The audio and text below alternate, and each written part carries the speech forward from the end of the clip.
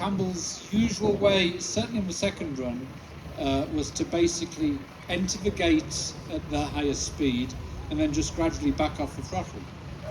So if you assume the run profile that K7 could have been capable of,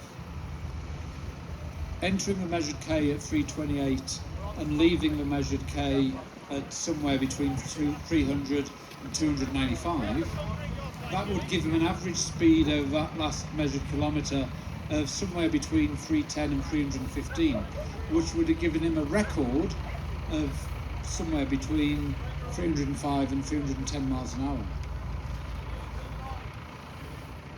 Next question.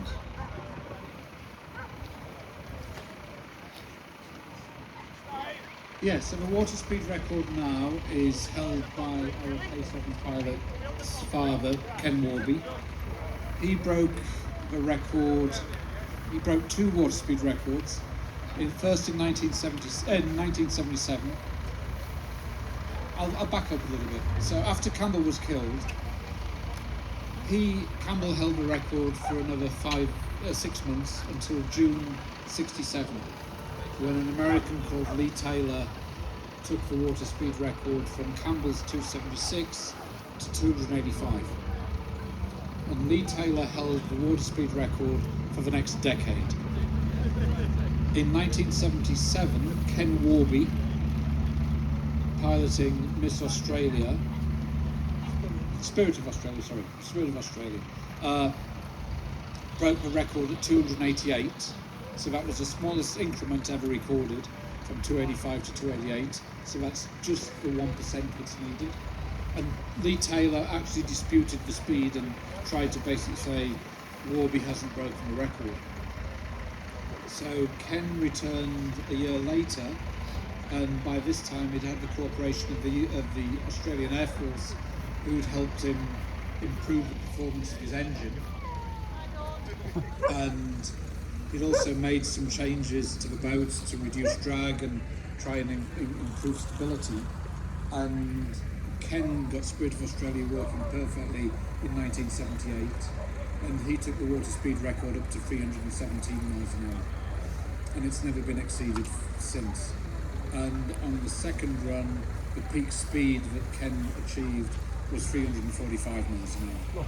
So that meant that Campbell's peak speed, which had been in the Guinness Book of Records since 67 until 78, put my hand down on the when I was holding the camera. Was no longer Guinness Book of Records as the fastest speed ever achieved on water. And the record hasn't been broken since 1978. The last record was established. Since then, 2 drivers have tried. Lee Taylor, who held the record in Hustler, took the record off Campbell. He built a rocket boat called US Discovery, and he crashed that on Lake Tahoe at a speed estimated to be between 250 and 300 miles an hour. And then Craig Arfons, who was the nephew of Art Arfons, who broke 3 land speed records in 64-65, he took a boat called Rainex Challenger, I think it was called, to a lake in Florida, and it was a very unusual boat. It was effectively sort of almost like an outboard boat. So the catamaran was like a drag boat and a normal cat that you see maybe racing, but they fitted a jet engine to it. And basically it was a very light boat, but it didn't have much in the way of structural rigidity.